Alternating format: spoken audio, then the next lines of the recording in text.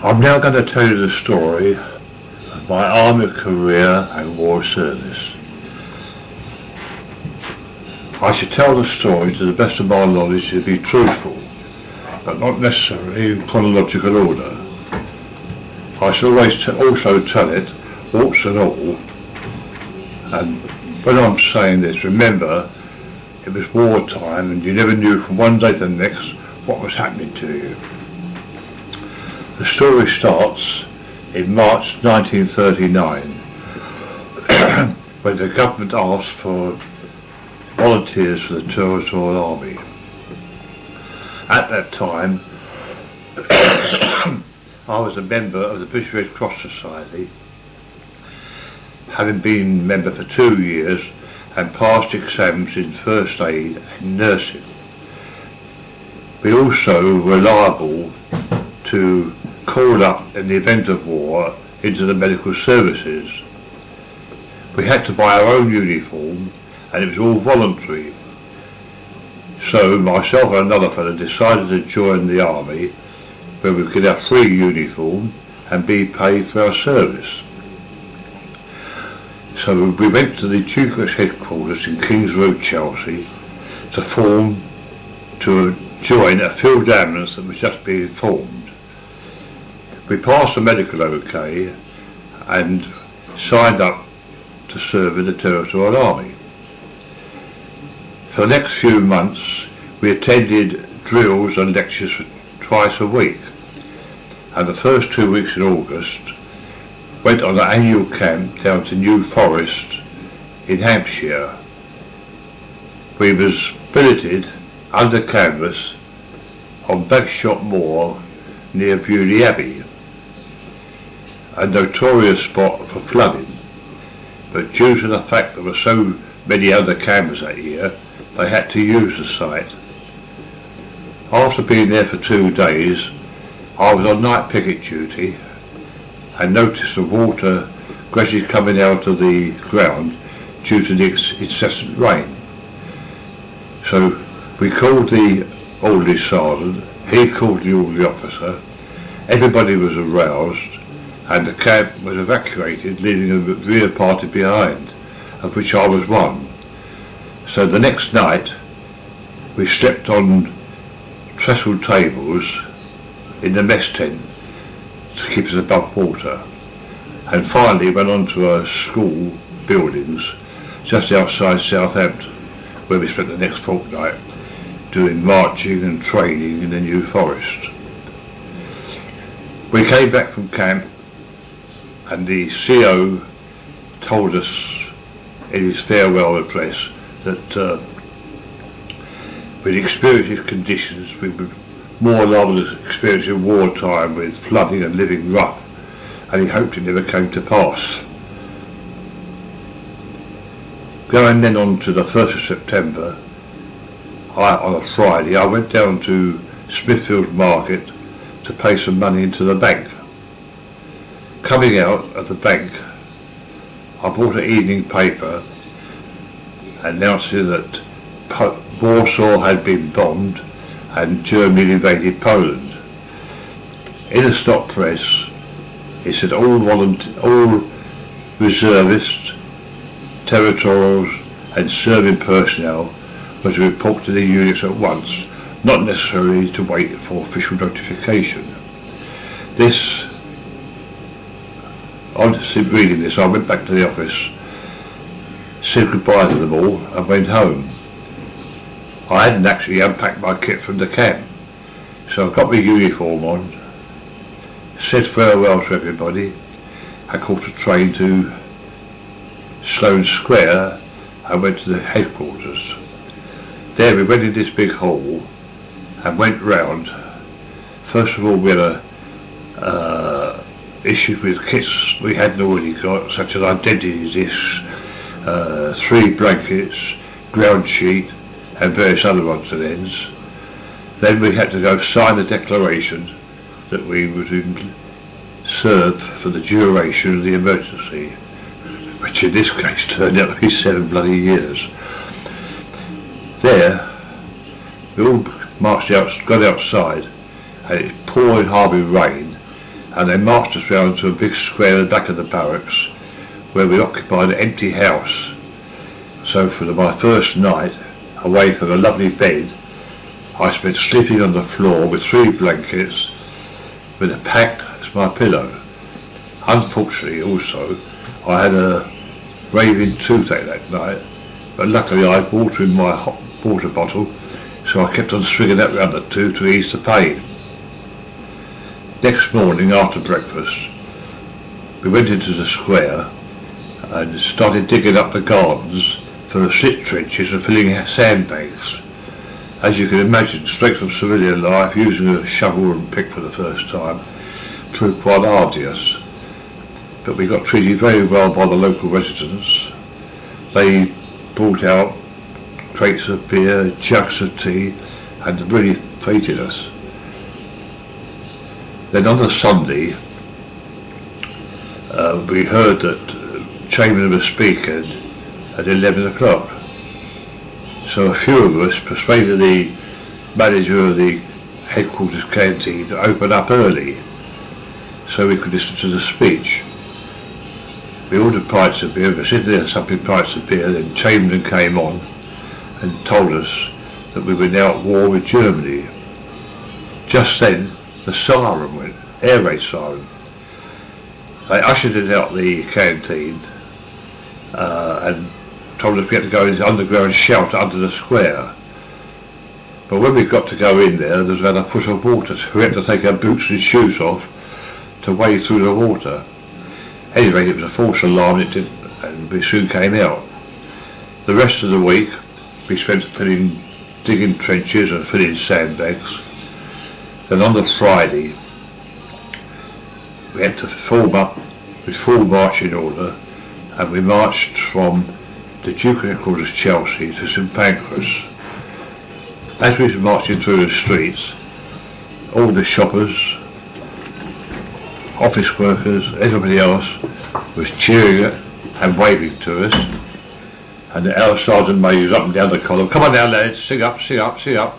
So it was quite exciting really at the time, being young and impressionable. When we got to St Pancras, we had trained down to Hertfordshire, and we got to Boreham Wood. Our headquarters there was to be the Thatched Barn Roadhouse on the Barnet bypass, just on the outskirts of Boreham Wood. We thought we were going to be lucky being billeted at a roadhouse, but unfortunately that was our headquarters, and we was then marched to a place called Arkley, where we were once again in a big empty house sleeping on the floor. I managed to get myself the job as early morning tea boy, which meant getting up a half an hour before the rest of the men and making the early morning tea, called gunfire in the army. For doing this you could excuse the PT parade directly after waking up, for that was one thing. Then we used to have a CO's parade at 9 o'clock. He used to inspect us, make sure that our buttons have been cleaned, all the webbing, brassware, and even inspect the backs of the buttons to see they'd been cleaned. And we started off doing 5-mile route march, and we gradually built up 5, 10, 15, and finally we were doing all-day route marches. March for 15 minutes, rest for 10, every 3 hours, half an hour break. From then on, we used to go out on night manoeuvres with a map reference to find a casualty, and with a label and tell him what was wrong, and we had to treat him and carry him back by stretcher over rough country, which was quite arduous. One of the local girls in the village in Boreham Wood used to work in the local chemist, and all the lads reckoned that she used to supply her own condoms. I myself never took advantage of it because I was a bit more naive in those days. Anyway, after a few weeks there doing all this training, which was quite arduous really, and it made me really fit. Some of us were told that as we were at 19, we couldn't go with the unit when it went to France in the near future.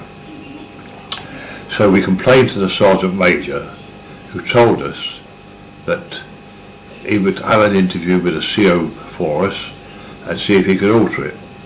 So about 10 of us were marched into the CO's office, and we explained we were volunteering to stay with the unit and go to France. He said, well, that's the office from ruling from the War Office. I will do my best to alter it.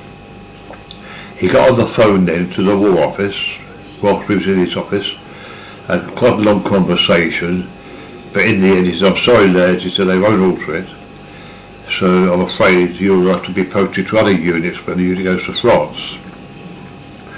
When we got outside, the Sergeant Major, whose name was Anger, what a name for a Sergeant Major, quite an elderly man who'd been called up at the outbreak of war. He said, well lads, he said, you're too young to go. He said, I'm too old, so you have to make the best of it. Well, very shortly I was posted to the Royal Herbert Hospital at Shooters Hill in Woolwich, and there they gave me the job of regimental police. I was on night duty on the gate at the rear of the hospital to make sure nobody intruded. In fact, the only intruders we had were nurses from the Brook Hospital, which is next door. They used to come in through our gate over the wall when they were late in. I happened to be chatting one of them up. I can even remember her name, Nora Sherlock. She's an Irish girl, and I arranged to meet her one night in the near future, which took her out. We went into a pub called the Brook Hotel, had a few drinks, been very heavy snow. We came out and I had my ground sheet with me.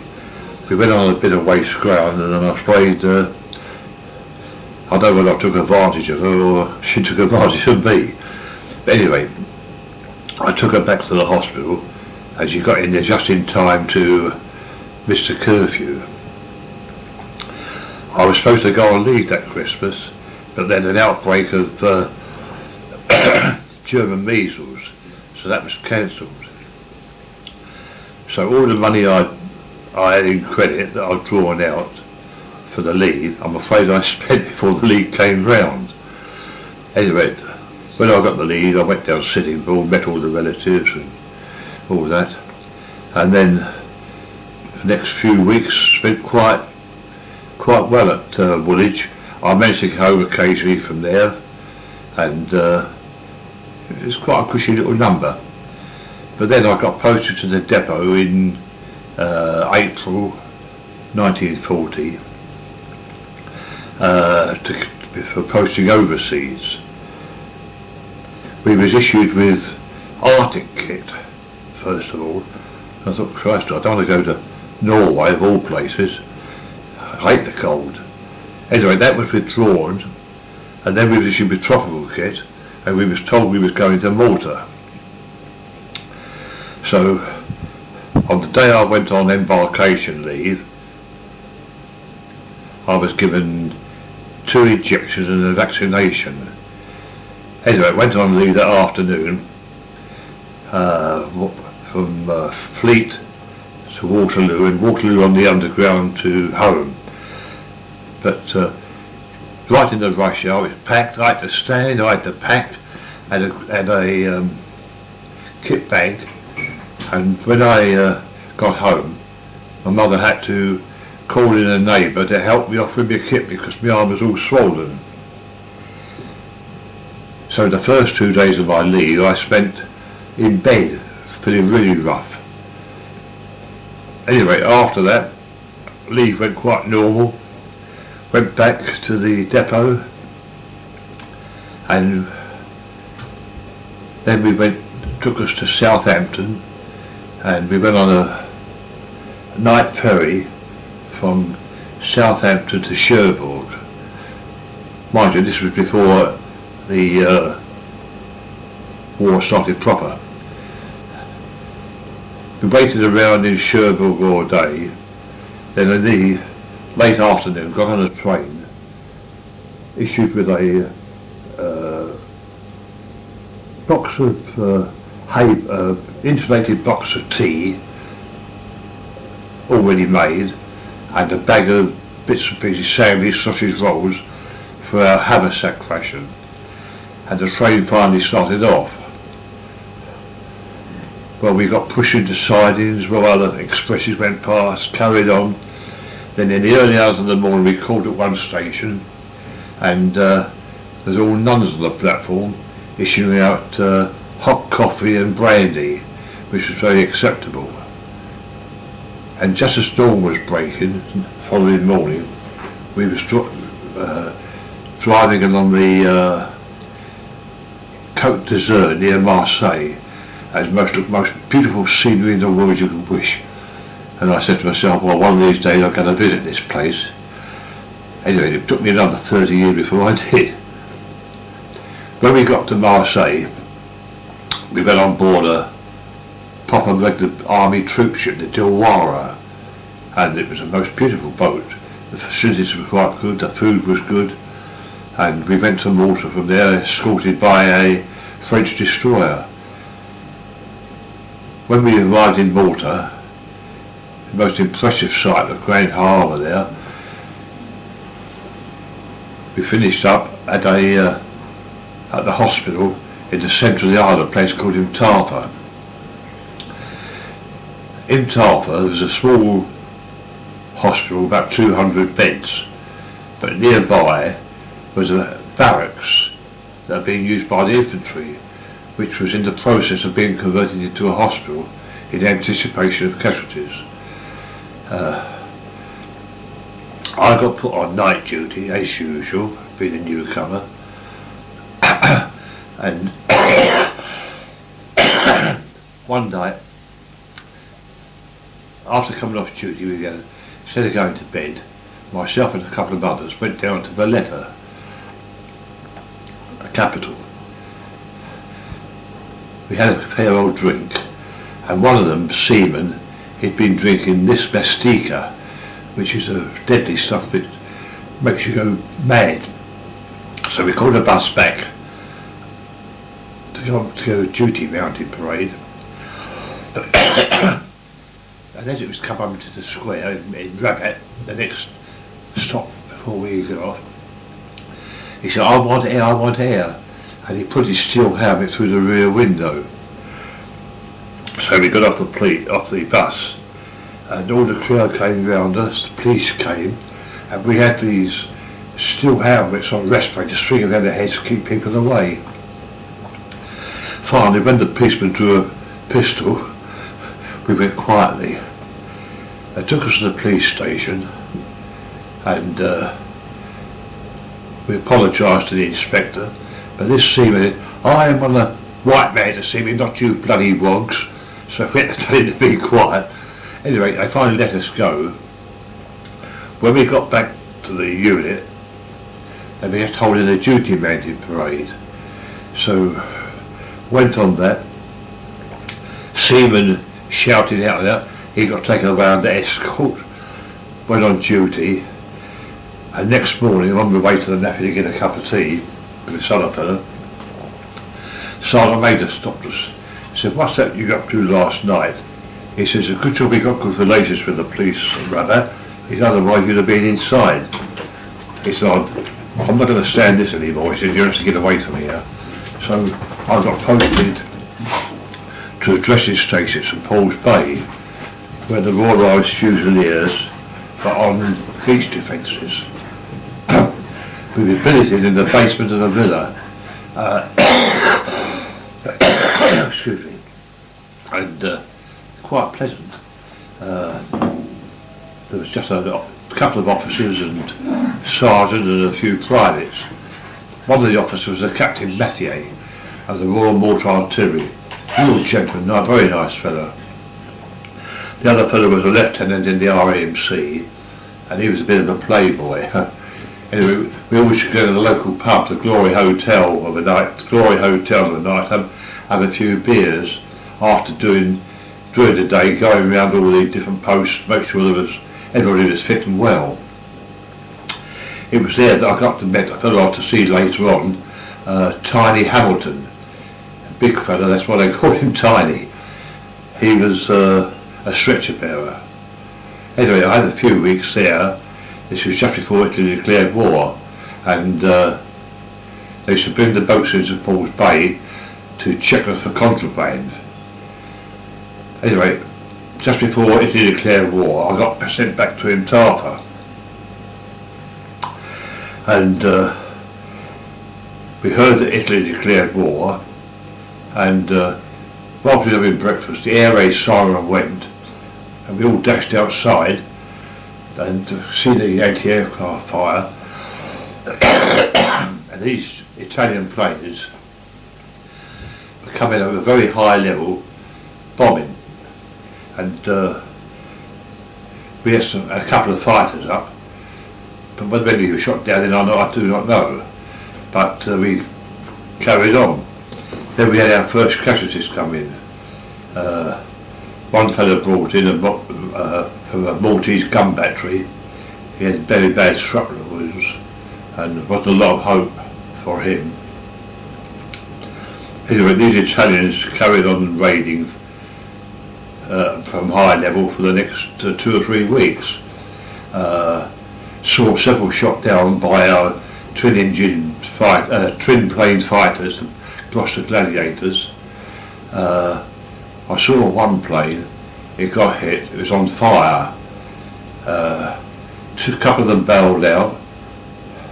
Another one bailed out, appeared to be the tail gunner, and as he was coming down, a little flicker of flame on his canopy, and it gradually burnt the whole canopy, and he just went like a stone down to earth, poor devil. Anyway, we had one prisoner come to us, and he was a air crew, from Italian air crew, and he had an arm in an aeroplane spin, it disconnected his shoulder. And we were sitting talking to him one day, all of a sudden he pricked up his ears. He said, Stuka, Stuka, which meant, you know, he recognised the sound of the engine as a German Stuka. He said, me, shelter. Anyway, that's when the Germans started bombing. And there was no messing with no high level stuff with them.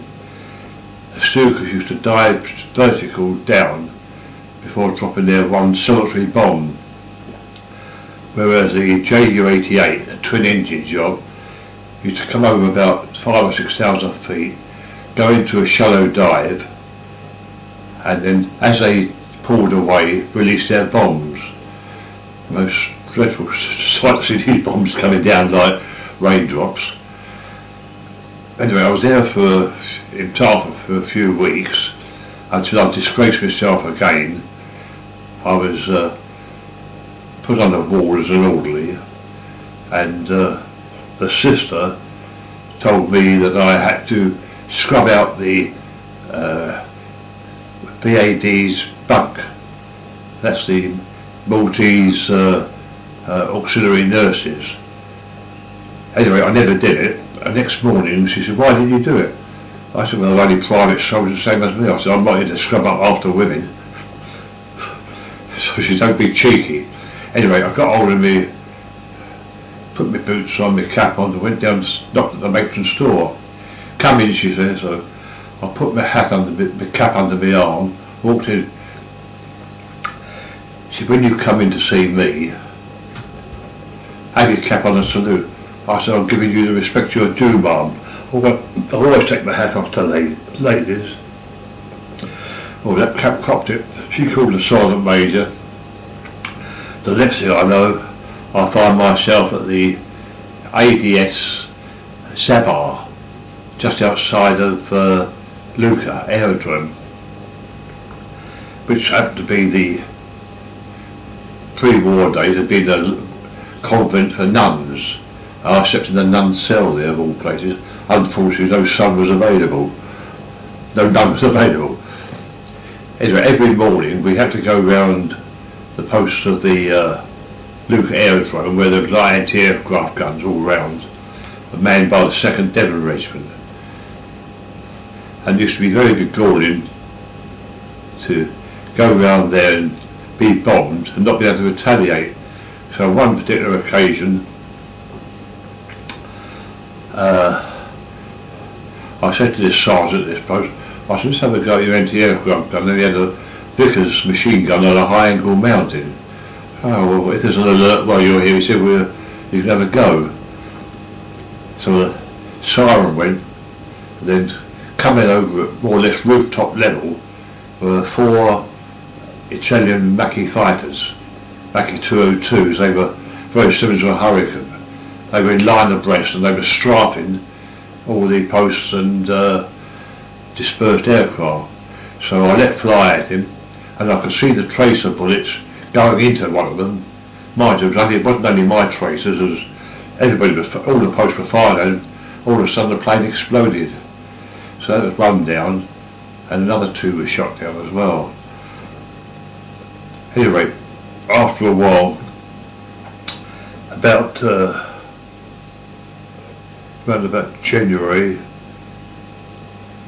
1941, you could hear a big battle going on out at sea, and it proved to be the Illustrious being bombed.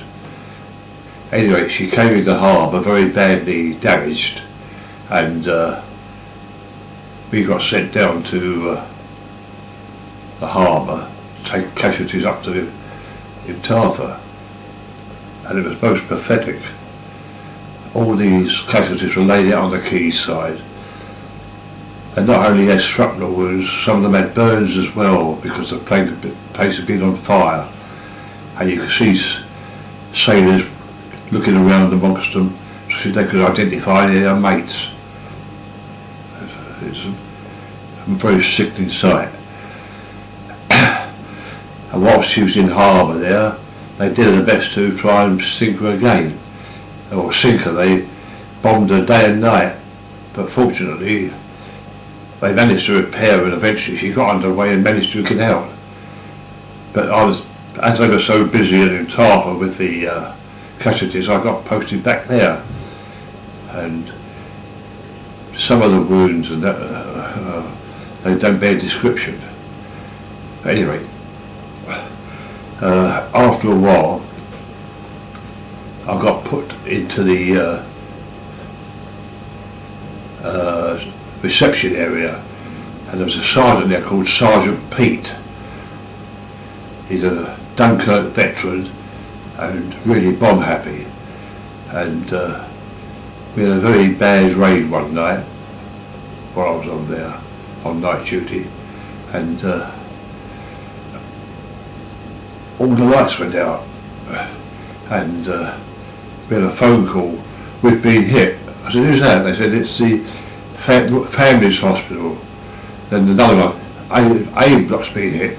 Anyway, a bit of pandemonium, we had no lights, so we lit a Hurricane lamp and put the report book round it and got ready to receive casualties, and they started coming in. We had some from our own hospital. I got detailed to go and get the duty surgeon, because this fellow had been brought in from a nearby barracks.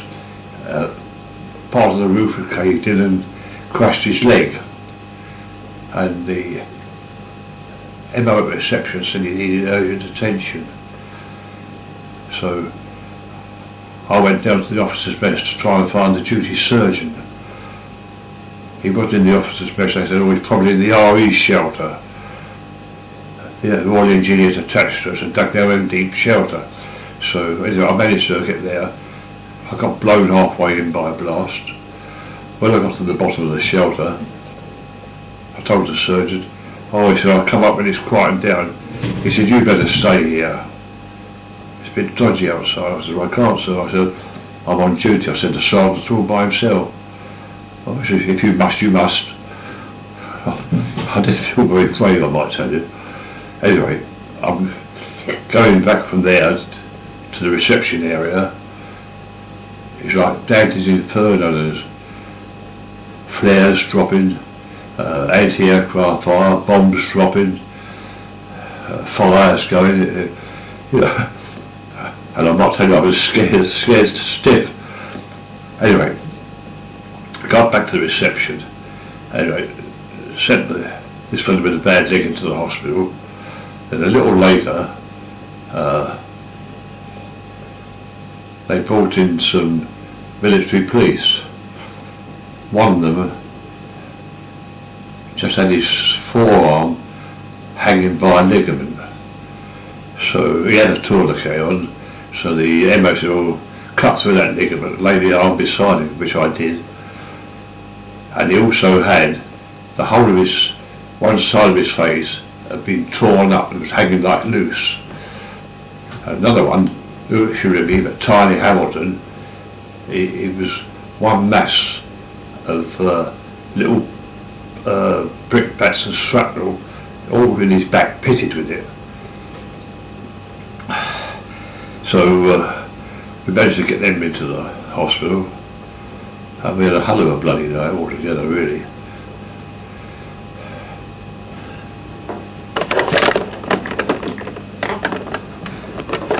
I'm just having a break for a cigarette, if you don't mind.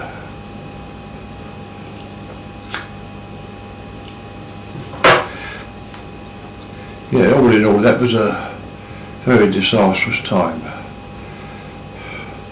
Because, well, perhaps I better explain to you, in Tarf was on a hill, and in the valley below was the main fighter base, and we had aircraft dispersed within 300 or 400 yards of the hospital perimeter, so we fell in for quite a lot of bombing.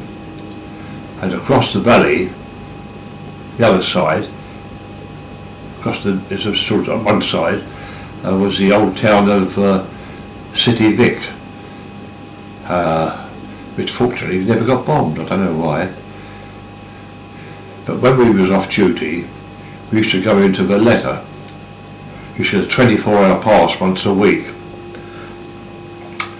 And I must say, we used to live it up. We used to start drinking about midday, have a good drink, go into the colonial restaurant, have a meal, then carry on drinking, and then sleep the night in Yorkies. You paid a shilling for a bed for the night, and then get a bus back for the next morning. But it was wide open. They called it Strata, or Straight Street, or more commonly the Gut. There's one mass of different bars, all with music, dance hostesses who brought them as a drink, which just comes what is called a sherry, and they dance with you. You could make other arrangements if you wanted to, but I never did. I can honestly say that. Anyway, they used to be quite funny at times. There was one bar there called the Lucky Will. They had an entertainer there, Bobby.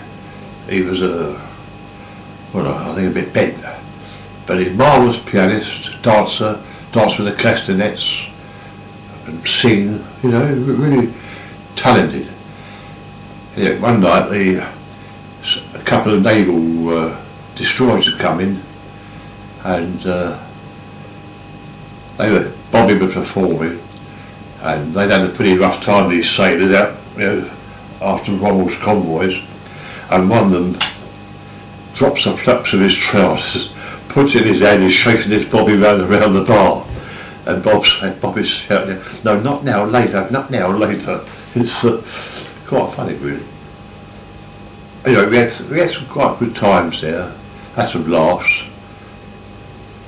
a few punch-ups, but typically the names there, the Lucky Will, New Life, Molly Rouge, Australia Restaurant, all different types. Some were officers only, but we got onto them occasionally. Really, I'm going to have a break now.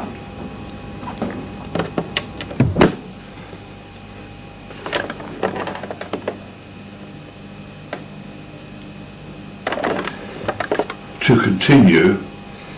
It carried on like that right the way through 1941, and then when Hitler invaded Russia, they withdrew all the German planes from Sicily, and this proved very quiet for us. In fact, it seemed unnatural not to have the bombing anymore, apart from the few Italian planes, and it got very boring, and we almost wished for the Germans to come back, because let's face it, they've only 20 minutes flying time from Sicily to Malta, so you can imagine it was constant air patrol. Then in 1942, the German air fleets came back, and bombing really started again in earnest. The food was getting short because we had very few convoys in, and our planes were, mind you, all that time, our torpedo bombers and heavy bombers, the Wellingtons, were still carrying out strikes against Rommel shipping and targets in Italy and North Africa. But I used to feel sorry for these air crews, because as they were coming back from a mission, they were chased onto the island by German fighters, and quite a few were shot down over their own drones, because the Germans maintained a permanent fighter patrol around the island, and there's nothing to be ground strafed by them. We used to do, we had a GOC, Major General Beak, who was a right bath bun. He thought the morale was low, so decided we had to do cross-country runs.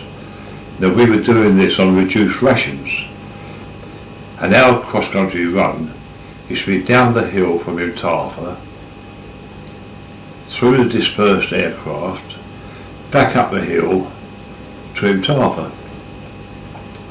So we used to walk as far as the dispersed aircraft, then put their head down and run like hell until we got through the aircraft. I was doing this one day, and I heard this plane diving up the sun.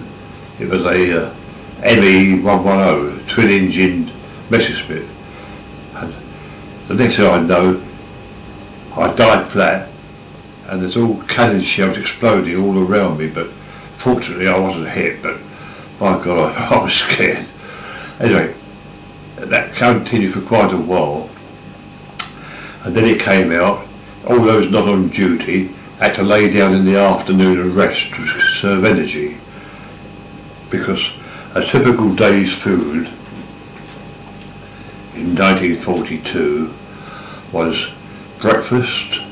You either got half a soya link sausage or 32 men to an 18-ounce tin of bacon, which meant you got a little slip about 1.5 inches long. They were the alternate breakfasts, together with 4 ounces of bread made from potatoes. Any you didn't use, you had to save for your meal later in the day, and a cup of tea. Midday meal, a couple of slices of bully beef, dehydrated potatoes, dehydrated cabbage, and rice with no sugar or milk.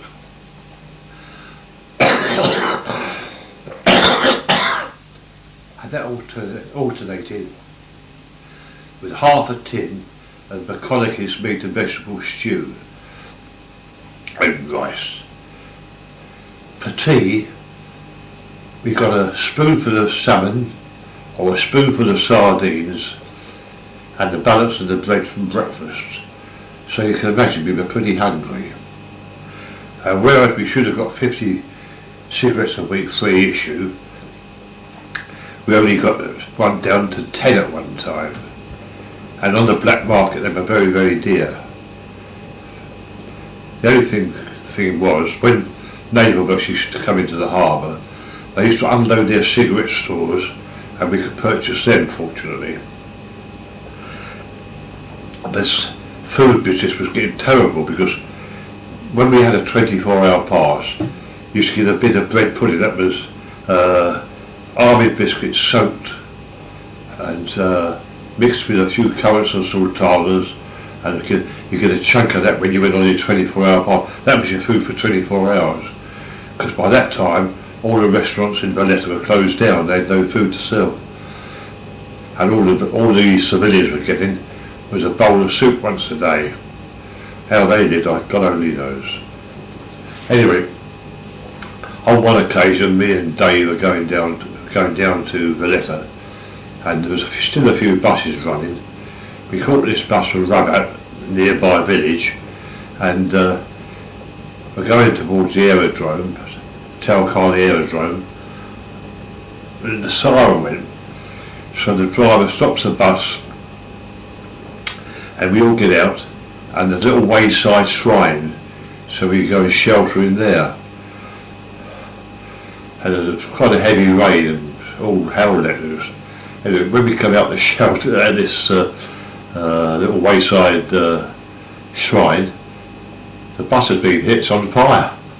So just as well we did get out. So we had no option, maybe I've had to continue walking into Valletta, which is about 5 or 6 miles away. Anyway, as we're going through the first big part of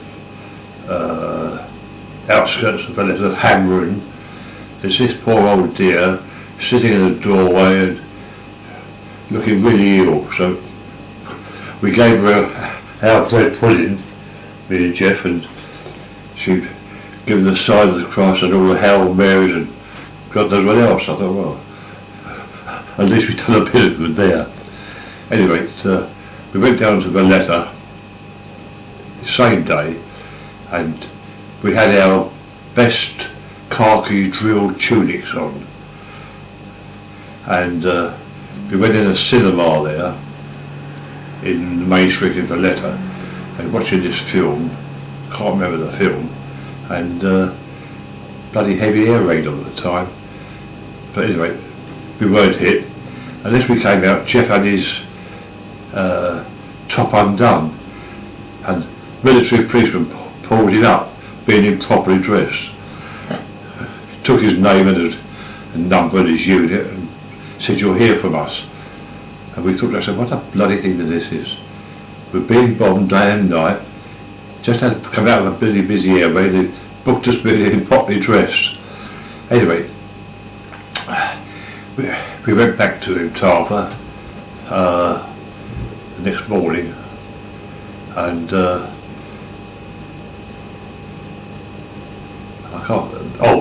went back to Tarver, and after having a night in Yorkeys, where Jeff was sick and bad all night. Anyway, it turns out when we get back to the unit, he's got appendicitis, so he's operated on straight away. Well, it continued like that right the way through into February, March, April, and in Easter, I think it was Easter. I can't try to think of the dates. I can't get the sequence right, but the events are true. They decided that when they invaded Crete, the Germans, they're supposed to have used the hospital staff and patients as shields. So we all got issued with a rifle bayonet of 50 rounds, with the exception of the conscientious objectors amongst us, very few I might say, who wouldn't accept them. Then we had to go and fire a course on the range and do a bit of infantry training and stand to in the morning, and because that meant more equipment to look after. That's what it meant to us, really. Anyway, after a while it became second practice. You got a raid in the morning as daybreak, mid-morning, lunchtime, afternoon, then one starting just before dusk and going right through into dusk, and at that time they were flying Spitfires and Hurricanes in from aircraft carriers. The first lot flown in were destroyed on the ground before they could get airborne. The Germans must have had reconnaissance aircraft out to tell them they were coming, and as soon as they landed, the Germans there were blitzing it. It was quite hell like this. We saw that from Utah. We caught quite a few of the odd bombs. So they decided the next time they would have a flight of planes in, they would prepare. So they got an infantry battalion of the DLIs, trained them in refuelling, by rearming them.